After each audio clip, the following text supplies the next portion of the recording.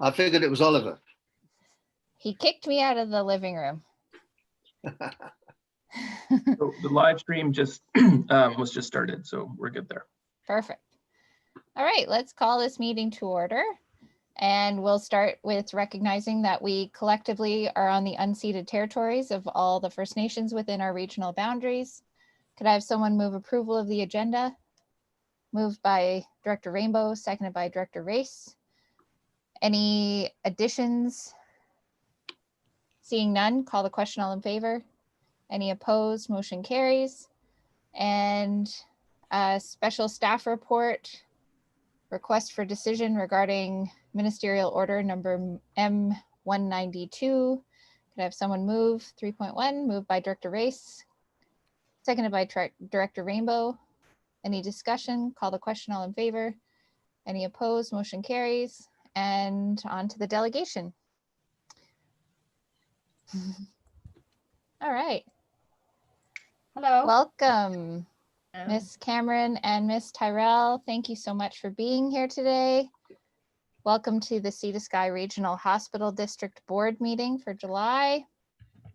And would you like me to give a quick intro, or do you want to just go right ahead into your presentation? Director Sure, Rainbow, I think go ahead. somebody has a question there. Could I just have a sort of a brief description of what Worcester Healthcare does? You know, what sort of the umbrella is. Oh, okay. I'll give you two things. So the Worcester Healthcare Foundation, we raise funds for health initiatives within our community that affect our community, and we fund at the healthcare center, but we'll also fund at Squamish Hospital. We've done stuff at the Hope Center. We don't just raise funds for our center here. We raise funds for healthcare in general, as long as it's not for profit. And the healthcare center here is not a hospital. It is a trauma or acute care, I think they refer to it as. So it's like an emergency ward. Patients come in, they're treated, they're stabilized, and then they're either sent home, or they're put in an ambulance, or they're put in a helicopter and taken to one of the hospitals for further care.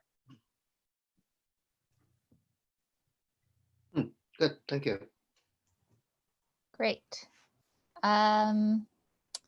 Okay, I will let you launch into your presentation. Okay. Well, I'm the chair of the Worcester Healthcare Foundation, and Sharon Tyrelli, who's also joining us, she's our coordinator. So I asked her to join so she's aware of what's going on. And I really appreciate you taking the time to let us speak to you today. I thought I'd just do a quick summary. Hopefully you've all had a chance to review our proposal. And basically the Worcester Healthcare Center, it was built 25 years ago. And at the time, the 2 trauma rooms that we currently have were state of the art and were sufficient for what was going on.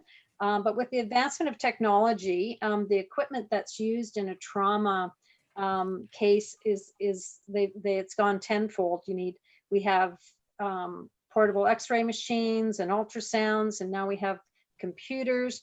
And with our aging population and an increase in the high-risk sports activities and the number of people that are here, it means we're getting more complex traumas with more complex care, which requires more equipment and more space. So it's putting significant pressure on our existing system. The Vancouver Coastal Health, who's responsible for the Whistler Healthcare Center, agrees that we need to upgrade the trauma rooms, but they have no funds at this time or in the foreseeable future. And so therefore, our foundation has agreed to raise the funds to see this project through. The final budget and plans aren't completed, but the current budget right now is at 1.4 million. We've rounded that to a nice 1.5 because we know there's always overruns. And to date, we've raised about $500,000 towards the project. So we haven't really even got started because it's not officially a program or a project yet, but, or it is official, but it's not, we haven't really launched it because the official budget isn't in. So without even getting started, we're partly there. I know that in the past, the SLRD have, we've done projects like the CT scanner here, We've done the helipad, and in those projects, I know the SLRD contributed about 40% of the projects. We would be very happy if that was the kind of participation that we could see again, or if you prefer a set amount rather than a percentage, that would work for us as well. So, you know, we're looking in the range of $500,000 from the SLRD. The project will start in the spring of 2021. Just this morning, I got the renderings for drawings on what it's going to look like. And on Monday, the Vancouver Coastal Health will be presenting to us a more formal budget and more formal plans. So we're quite excited about that. And being this project is not starting till the spring, we know that it can be budgeted into your next fiscal cycle. And, you know, we may even, depending on how long it's going to take for the project to be completed, you may even be able to push some of the funding. We'd have to negotiate with Vancouver Coastal into, you know, the 2022 time. I mean, if they finish it in the fall of 2021, they might be able to push some of the funding back and not have to make payments till the following year. But well, that was something we would have to talk to them about. I don't know, do you have questions? Did everybody have a chance to look at the package we sent? Mm-hmm.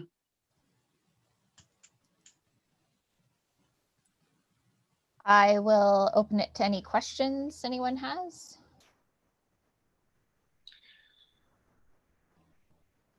Go ahead, Director Race, or Director Rainbow. Was that me? Director Race. Okay. Thank you. And actually, thank you. And I did read the report. And VCH is on board with this. If you raise the money, they're prepared to cover the operating costs. That's usually the second part of these projects. So actually, I'm glad Suzanne LaFrance has joined us. She's our CFO. Because I had a couple of questions just around funding, and without prejudging the presentation or the request, I was just curious about how much we're left with in our reserves right now after the commitments we made, I think it was last month, for VCH's ask.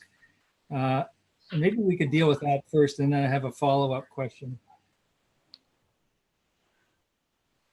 If I could go through, Suzanne. Can you hear me, Suzanne? So after the current allocations that were just approved last month, there's 319,415 available. That's unallocated. And if I can follow up, in next year's budget, if we didn't change the requisition, can you give me just sort of a ballpark figure of how much might come out of that budget towards reserves, if everything else just kind of stayed the same? I can do an estimate.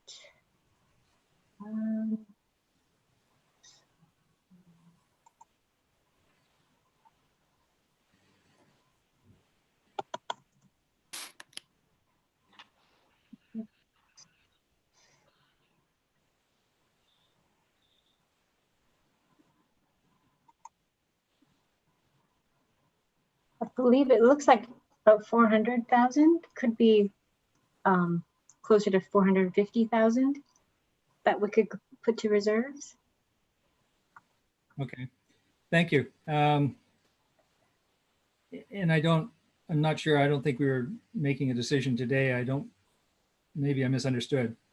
But the comment, when I read this and started to think about it, without judging the application, and there's other directors I'm sure will want to weigh in on it. We went through this after we provided funds to the hospice project in Squamish. A significant amount of money went out, and it left us with very little. In the following budget discussion the following year, we had a discussion around increasing the requisition at that time to build up our reserves. And staff brought to us in the course of those discussions a couple of options of, adding, say, $1 to the requisition, what that would do for a mean house and properties in the district, and how much money that would raise, how many taxpayers there were, and what that would produce. And so it gave us some information as a board to consider, do we raise the requisition $1, $3, $5 to start building up our reserves again? So speaking for myself, I think when we get to this discussion, because we'll have other asks around this, this fund, what I'd be interested in is having some options from staff or some information from staff really about, what is the mean property assessment? How much is raised if we raise the requisition $1 or $3 or $5, a couple of incremental amounts, so we can decide, first of all, if we want to raise it, and secondly, by how much and what that might produce, so we can make this decision knowing what we might have on hand. So I'll just leave that with staff and maybe the chair, and we can consider that. I'm not sure when you're thinking of bringing this back to us. I'm assuming sometime in the fall or early fall. Yeah, I suspect this will come as a part of the budget discussion in the fall as the preliminary budget. I know that the Healthcare Foundation and Vancouver Coastal Health have been working really well together to understanding, I believe they call it an A-rated, what's it called? The quote, it's like, right now we have a C quote and we want to get to an A quote, which is more clear. Is that right? On costs? Sorry, yes. On cost, yeah. Yeah, I think this is a C-rated budget. And I think they want to get to the B, which I'm hoping on Monday they'll have for me. Right. Yeah. So once we have better idea, then we'll continue to have, this on our sort of short range forecast so that we know it's coming. And, but overall, we wanted to have this presentation in front of the board so that you had lots of time to consider this and weigh it against other priorities, so that when we go into this fall's budget discussion, we'll have the whole picture, hopefully. So, Thank you. Thanks, Chair. Director Rainbow? Yeah, more a comment than a question. You made the point at the beginning that Worcester Trauma Centre is not a hospital and that it's designed to deal with traumatic injuries and so on. But it is more than that. I mean, I've recently taken a neighbor of ours up there several times for minor things that couldn't be done at Squamish, and instead of having to go to Lions Gate, so it does provide some services that are not as a response to an accident. Is that not? That's true, because we have the CT scanner, and I know they're sending people not only from Squamish but North Vancouver up to do CT scans. I think even ultrasounds, I think, and then I don't know what kind of procedures you were coming up for from Squamish, but I think it was a CT scan that she was. yeah, that would probably that would make sense. That's probably an imaging that, I think sometimes, especially if it's in the spring when we're not so busy, you may have come up for an X-ray or something like that. Because I mean, it's a very we're as busy as Vancouver General Hospital, the emergency ward, and we have the CT scanner, we have a full imaging department. It's a full-on emergency. We just don't keep people overnight, and we have no surgery. So we the doctors here do an amazing job. They we get a lot of very serious trauma because of the nature of our clientele. Like we say, not only are they aging, but those same older people are, partaking in some risky activities. And, if you've got a broken femur and you've got heart issues, then when they get you into the clinic and you're in the trauma room, there's multiple things that they're worried about. And even the young people, head injuries, all those sort of things we have. It's more like what they'd see in a big hospital in the city than what you'd see in your typical small town acute care facility. So we do deal with a lot of things that what a hospital would generally deal with. Yeah, I guess what I'm thinking here is that we're not talking about just a trauma center for people skiing and riding bikes in Whistler. We're talking about something which is an integral part of the healthcare of the whole Sea to Sky corridor. And that's how would prefer to think of it and look at it. Yeah. And when are we going to get to the point, Jen, when we will sort of give an indication of whether or not or how much we're prepared to put into this? I think that's a good question for interim CAO. At this point, I think it would be in the fall in our preliminary budget discussion. Okay, so we're not going to say anything at all today. You're not looking for any kind of emotion or... I think we could have a discussion about whether this is something that fits our local priorities, but we haven't had that sort of pre-planning of what our local health priorities are. I think we definitely, I appreciate the merits of the project insofar as, you know, it's an overused space. It's a space that has been jam-packed with every type of excellent care that we can offer. An excellent example of that room was there was an individual injured on the mountain. I think it was last winter.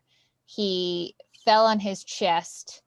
Ski patrol got to him really quickly and identified right away that it was a cardiac tamponade, which then they flew him down to the clinic, and it was because of the helipad that the Healthcare Foundation was able to fund better helipad access, that they got him into the clinic really quickly. And then because of the expertise in that building, they were able to identify the problem really, really quickly and get him to Lionsgate really quickly. Oh, sorry, they also got to use the CT scanner, which then confirmed the type of injury that it was. And if at any point in that chain of events, something had been missed, he would have died. And instead, he's living a totally normal life. So, you know, all of the things in that building lead to positive outcomes. And this room is overcrowded and really, really needs an upgrade. However, I do recognize that the building is older and, you know, is kind of beyond its, like it's operating beyond its capacity in a lot of ways. And so we want that master site planning exercise that Vancouver Coastal Health has undertaken to understand what the next expansion looks like, or what else is needed, so that we're not putting band-aids on things. You know, if it's going to be in 2 years, we have to do this. And, you know, we've just put, you know, $1.5 million into the trauma room, but we're going to have to make another massive adjustment in a couple of years. We want to understand that. So that's Okay. kind of where this all fits in. And I see a comment from Director Race.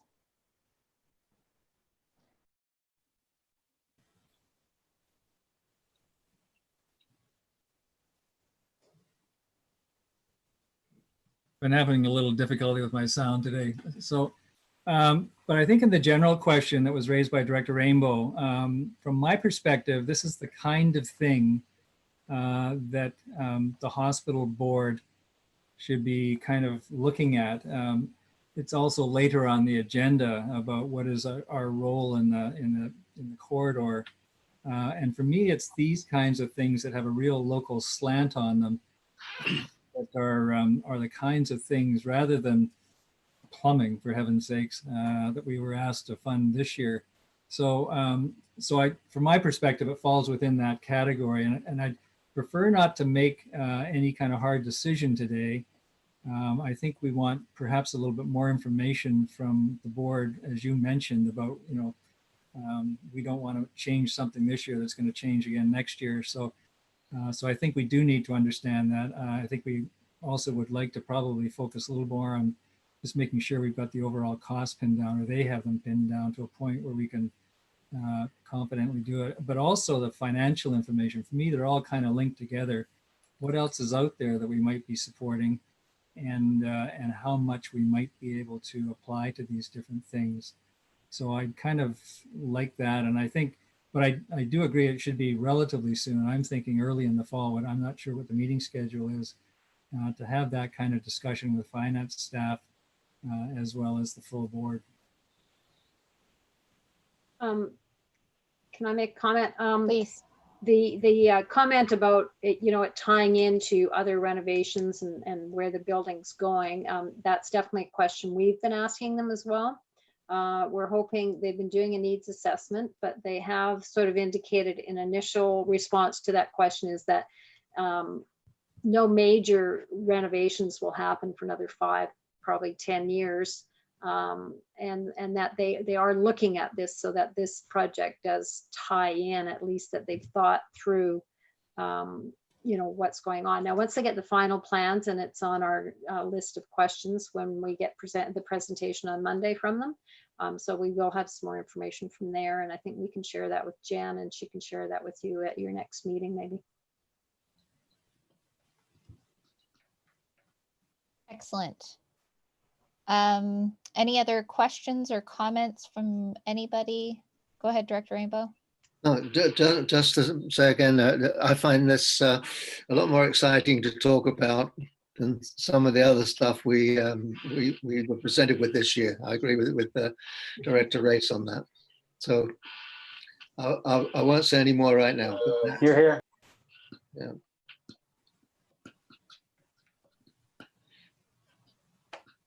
There we go. Well, thank you so much, both of you, for being here to present to us today. And unless you have any questions for the board, I will see you on Monday. And we thank you for your considered effort for the healthcare of our corridor.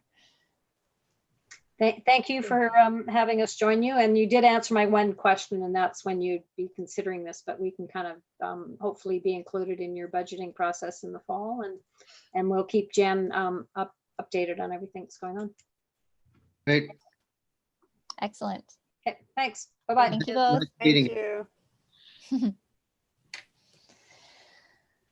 Okay, next item is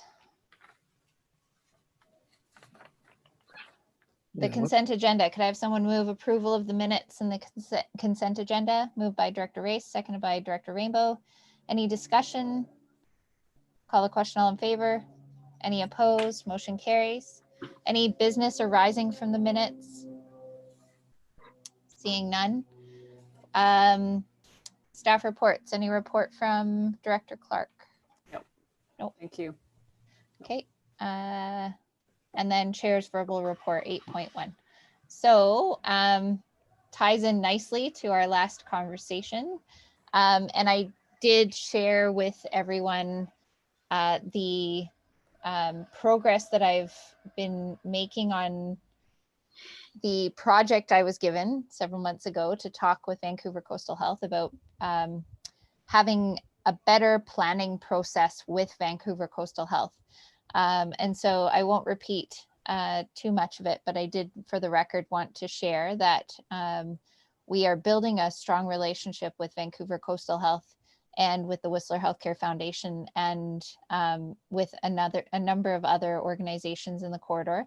We still have to make connection with Pemberton representatives, as well as I think we've, like through Tony, we have a great relationship with the Hospice Society, and I'm starting to build a relationship with the Squamish Hospital Foundation. But in my last conversation with Vancouver Coastal Health, they are very keen to work with us on an early and often discussion about local health priorities. So I'll leave it at that at this point. If anyone has anything that they would like to add to that discussion, I'm happy to open it up to the floor. Go ahead, Director Race. Thank you. And this, I think, was a conversation I was sort of alluding to just a few minutes ago. And I've been kind of stewing, to be frank, over the last month or so about the Coastal Health ask this year and the kinds of things we were asked for, and what is the role of a regional health board in that. And I mean, is it just because when you think about what's happening, the province is responsible for healthcare. They have all the different taxation tools, and they're getting their health districts to request regional hospital boards, which only have property tax. So all of a sudden, we're now getting healthcare being funded out of property tax, which is a local government level, which to me is fundamentally wrong. So that kind of, after Ms. Olson's presentation a couple of months ago now, or a couple of meetings ago, I was just aggravated. I'll try and keep it civil. Quite aggravated with the way that all unfolded. And I have to respect the board's decision. It was voted on and we've done it. But when we're going forward and trying to consider, how we deal with them and how we, or what we think our mission is, first of all, my personal perspective is we have to tell them or get them to understand, and maybe it's through a minister's meeting, we have to get them to understand that we're not here to use property taxation to fund the provincial responsibility. And I think that's fundamental, and they have to somehow get on board with that. So we don't get requests for plumbing or to change the air conditioning system or something like that, the kind of stuff that they've been passing on to us. I mean, it was just when we asked her what would happen if we didn't fund these things, the plumbing and so forth, she said, well, we're going to build them anyway. We need them. You got to have plumbing, and we'll take it away from something else. Well, what was that? Where would it come from? And so we were just totally on the outside of that decision. So I think we want to make it clear to them that that's not where we want to go. And the types of things that we would want to fund, from my view, are things that have a real local slant. And so you look at this presentation we just had, for example, and without judging that, but here we have a community like Whistler and a corridor, which is heavily invested in tourism. And we have a trauma center, which probably is maybe better, but not better enough than other trauma centers in British Columbia. But we have a very unique circumstance. We have a relatively small town and a relatively small population area that somehow has to deal with, on a given Saturday afternoon, 25,000 visitors crashing into each other in the ski slopes. Where else does that happen in BC? It just doesn't. And so there's really nothing. So when we get the standard stuff from Coastal Health, it is highly unlikely that we'll consider situations like that, which have a real local slant. And to me, that's the kind of thing we should be putting our money into. And somehow, how do we get them? But I think it's the local slant stuff that is, is sort of, I guess, for me, it's the basis of this. It just, not the stuff that is sort of the run-of-the-mill, day-to-day operation of a hospital. That's not our job. So that's my rant for today. That's great. And I think, I echo your sentiment. It is frustrating. These are drywall, this is like the stuff that should be accounted for and planned for in a long-range asset management plan on behalf of the Ministry of Health. It shouldn't come out of property taxes. Director Rainbow, go ahead. Well, I just wanted to say that I fully support Doug's rant. It saves me ranting for quite so long. But I've been frustrated with the way the hospital board has been treated by Vancouver Coastal Health since I was on board. So that's 6 years now. I don't think they treat us respectfully. I think they're quite disdainful, in fact. And year after year are coming with things that I agree we should not be funding.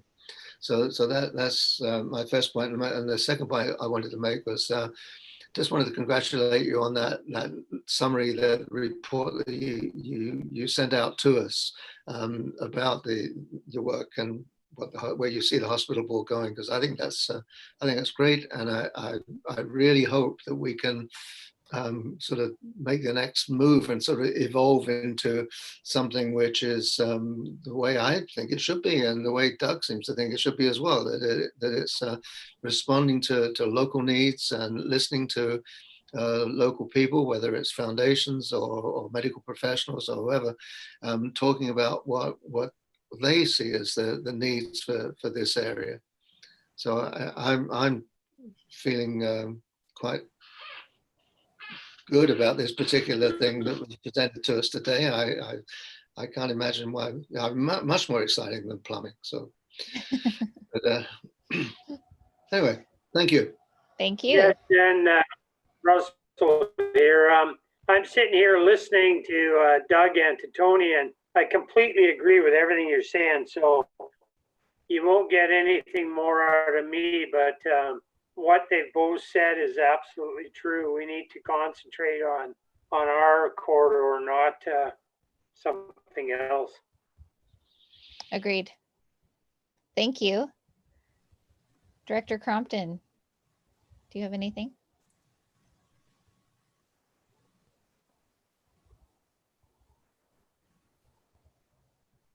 Yes. Am I on? You're Yeah. on. Okay, Yeah. sorry, that was You're in. that took a while. This is like a realization of a dream for me because I think that this is the direction that we've been trying to go for a while. And I look forward to the point when we actually are going back to them with what we are requesting. So Doug's rant is now, I mean, I think I make it unanimous. So all in favor of taking Doug's rant to the province? Let's do it. So we do have a resolution from our regular meeting of the board that we will request a meeting with the Minister for Health and present this idea as an advocacy piece for local consideration when hospital districts are funding projects.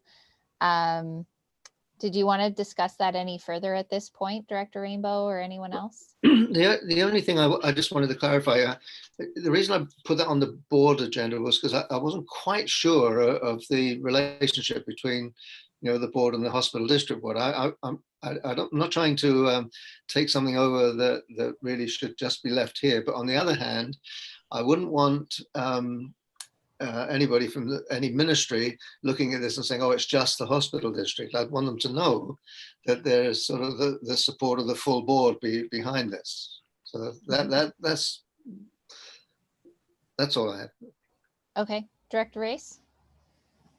Yeah, I think, to take it a bit to an extreme, I mean, personally, I think I'd almost rather disband the hospital district rather than continue on the way Vancouver Coastal Health treats us, because at least then I think we'd be doing a favor to our taxpayer and not taking property taxes to fund health, which is not the way the system's supposed to work.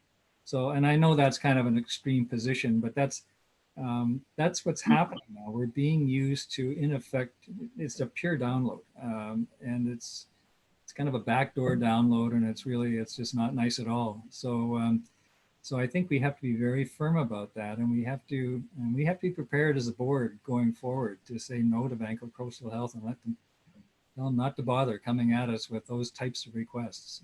It's just not on. And I'd rather just have the money sit there and accumulate rather than start dishing it out each year for things like that. I mean, heaven knows this stuff is expensive, and so we'll always find something to spend it on. It's not a matter of having to do it every year. So, but I think we do really have to go at them with a united front and very firmly. And the minister should understand that this system is, if that's the way that's working, then the system is broken. It's just not really what it should be. I agree. Now, Chair. go ahead. Yeah, I get the impression every time they come forward, they try to make you feel guilty if you don't go along with their ask, and it just puts you in a really awkward position. So I like what Director Race is saying. Okay. Would someone like to make the motion that we direct staff to understand that incremental change to our requisition in advance of the budget discussion so that we can understand how much potential requisition that would be? Go ahead, Director Rice. Thank you. Yeah, I'll move that staff be directed, finance staff be directed to bring back information relating to increments to the requisition and accumulation of reserves over the next 2 budget years. So we can get well, I'll stop there for the motion. Okay. Do I have a seconder? Yeah. Seconded by Director Rainbow. Speaking to the motion. Go ahead, Director Race. And I think, and I said most of it when the delegation was here, but I think, you know, as a board member, we might have other things out there we just don't know, at least I don't know, that are also very worthwhile. You know, we want to, if we were going to contribute to this project in Whistler, from my perspective, we would make it a really significant contribution. You know, we went to 40%, I think, for hospice. That's probably a reasonable number, assuming we have the funds to do that, or we think we can realistically get the funds to do that. You know, my recollection the last time we did this last term was it was a relatively small increment on the hospital requisition, which is, as we all know, is a relatively modest number to start with. And it's the kind of thing that any feedback I've ever had about it is people are not concerned about that number. Taxpayers I'm talking about. So I think we have a little bit of flexibility there to get meaningful numbers to make this thing work for our local needs. So that's the kind of stuff that I'd like to see to make budget decisions about the requisition, how much, what else is out there, how fast we're accumulating reserves, etc. And this project looks like it's a 1 or a 2 possibly ask, and we can make that decision as well. So. Okay. Director Rainbow, did you have a comment or? No, I don't need to. Doug said all we need to say, I think. Okay. And Director LaFrance, do you have enough to work with here? Okay, great. Thank you. Any other comments or questions to the motion? Speaking to the motion. Okay, I'll call the question. Any opposed to this motion? Seeing none, motion carries unanimously. Thank you so much. Further to this, I did also mention in my email, and I'm happy to, I did share the email with CAO regarding the Coastal Communities Resource Coalition. And just as that progresses, I'll keep the board apprised of kind of how we go. But I think that bringing together a group of local service providers that understand the determinants of health and how those are provided for in our regional district, I think is very valuable time spent for members of this board to participate in. It's still incredibly early days, but it's something that I'm really excited about working on. And I just wanted to put that on the table for the rest of the board. If you have any input or comments for me about proceeding with that, sort of pursuing that idea. So essentially it's local government, it's provincial government, it's the health authority, it's service providers, it's social service nonprofits, and typically you kind of create like a nonprofit network of understanding the local health provision and what that looks like for various communities in a regional district. So I was meant to have a conversation with Mayor Josie Osborne from Tofino as she sits on the Alberni-Clayoquot Health Network. And unfortunately, our timing didn't quite meet up, but that conversation will happen before our next board meeting. So that's all I have to say about that. So that, oh, sorry. Go ahead. Yeah. Yep. That the group that you're talking of there, when I'm thinking of the conversations we had earlier in the COVID event around food security and trying regionally to support people in need. So does this sort of fit in with, would that fit in with what you're doing? It would. Yes. Okay, so. Yeah.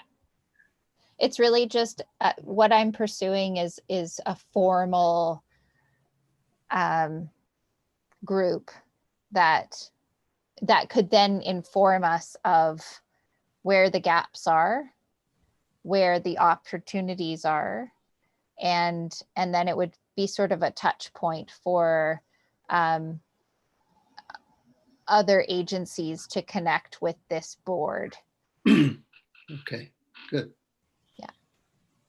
And, Anyway. and rent Yeah. bank, would that fit in there as well? As Absolutely. You've done a whole everything wrapped in there. Good. Yeah. Good. Yeah. Yeah. The determinants of health are typically, children living under the poverty line, Yep. childcare provision, Yep. primary care. And it's so exciting that there's so many different models out there that are working really, really well. And we're sort of created in this very way, trying to understand what are the local priorities? What is that local slant? And how do we put a number to it so that it's meaningfully actioned where it needs to be, rather than sitting on, a nice to-do pile someday. So Yeah, and how can you move from the volunteer community? How can you move some of the responsibility to the provincial government, which is where a lot of it belongs? You come back to the question: why do we have food banks? Why is it that there are people that can't afford to feed themselves properly? So I like the idea of groups coming together and working together to find solutions.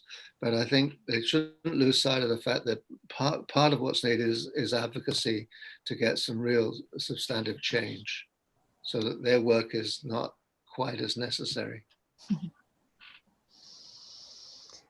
So, yeah. Any other comments or questions? Okay, could I have someone move receipt of the verbal report? Yep. Moved by Director Rainbow, seconded by Director Race. Call the question, all in favor. Any opposed? Motion carries. Any late business? Seeing none.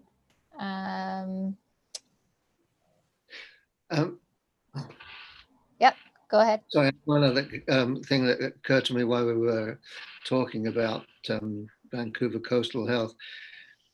Can we do something rather than wait until they come to us next year with their next requests for toilets and parking lots and everything?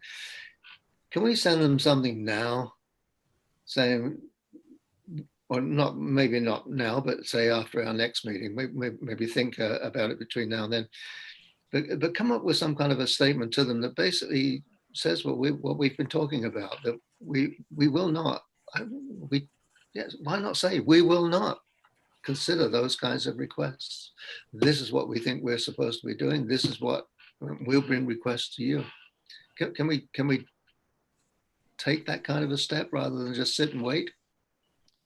I would like to see how my next meeting with Sean Parr goes, because I feel that I've broached that subject with him, and Okay. he was really open to having this kind of early discussion. So I would really like to see how that unfolds. And then in the event that that doesn't go the way we would like it to, perhaps a letter, or we do have an annual meeting with Vancouver Coastal with all the hospital district chairs. And that usually happens in October. So certainly if nothing comes of it before that, then that would be a time for us to bring that forward. And then if you feel that we need to be more um, forthright, we could go that route. Is that fair? I'm happy with what you're doing now. That's fine. That's sort of will accomplish what I want to accomplish. Yeah. Okay, Director Race. If Oh, you do sorry. if you do need something a little more powerful, then we could provide that. Okay, thank you. Director Race. Yeah, on that point, I mean, I thought from the agenda, I thought the capital planning relations with DCH was sort of where that might fit in. And so I was kind of speaking to both of them at the same time, but I tend to agree. I mean, we get a consensus on the board here and we lay out for them that this is what we'll consider, and don't bother coming to us with the other stuff. Yeah. Hopefully be firm about that. The other thing was just, when is our next meeting, and do you have a sense of when you would want to have a discussion about the things we've been talking about today? Is it September? Yes. Yeah, no meeting in August, but our next meeting will be in September. So is that too soon to have that? I think we could probably start the discussion again at that time. I think this is just sort of an ongoing discussion that kind of grows, and as we understand it differently, will kind of stay as a piece of the agenda. Because I think that's really our whole purpose, right? Well, and if I might, I was thinking about the presentation we had, and they're going to need a commitment fairly soon to get the project underway in the spring. So it would be, I'm not exactly sure when our budget discussions will start, but this is kind of a pre-budget discussion thing that we might consider doing. And so that we might be able to make a decision on that, or even the month after at the latest, and have a sense ourselves and be able to instruct staff about where we want the requisition to be, so that they can plan for that as well. So the earlier the better to give them some certainty one way or the other, and whatever else might be out there to bring that to the table as well by that time. Excellent. Yep. Director or CAO Clark. Thank you. We might also want to look at the memorandum of understanding and think about whether there's some word, like, I don't know what the ability is to change that, but maybe tailor it a little more to what we're looking for. So would that involve renegotiating with Vancouver Coastal Health to, I mean, it needs to be updated, right? It's almost 10 years old. So it could be something we put on. Yeah, there. like just, yeah. And it kind of just talks about that meeting and the purpose of the meeting, you know, and looking at that and how that could be tailored. I mean, there's also the ability to give 90 days notice and pull out of it. And I don't think we're looking at pulling out of it so much as changing the focus of what the board is interested in funding. And it might fit already, you know, you look at the wording and it's, yeah, I think we could maybe look at that. Okay. I mean, it also includes the other RHDs. So if we, I mean, we could certainly, I can call Director Pratt and find out if she's interested in having a discussion about that as well. So sorry, Director Race, you had your hand up. Well, I think that's an excellent point. I think I'm going by memory now because it was a couple months ago I read it, but it was the 50-50 funding model. That was part of it. We retained discretion whether to make payments or not, so they couldn't compel us to share these things. But I think what we need to have is stronger language around the types of things that we will support. And so in your discussions, you might consider ending up with a new MOU or one that has some significant different slant to the language, and how we might go forward from that. I like it. Director Crompton, did I see your hand up? Nope. Okay. Okay. Anybody else? So we were in late business. I think we don't have any motion on the table at this time. Is there any notice of motion being brought forward under number 11? No. Okay. Do you have enough to work with? Have we added enough to your plate, CAO Clark? Well, we just have the one resolution, and then I'm not sure there's anything to action on the MOU. I think that's more, I think the meeting this fall will happen. And then I think that's a longer term project, and looking at what that could, I mean, and I think it's more just making it more reflective of what we want to do. It isn't binding and all that, even though they alluded it to last, you know, when they were there, they talked about it being a little more binding than it is, because they said, oh, you guys have agreed to fund. But anyways, I think it's I think that one's a longer term project, but I think once we figure out what we want to do, and then we catch it up. Okay. Could I have someone make the motion to adjourn this meeting? Moved by Director Crompton, seconded by Director Race. Call the question. All in favor? Any opposed? Motion carries. Thank you all. Thank you. Appreciate your time. Everybody.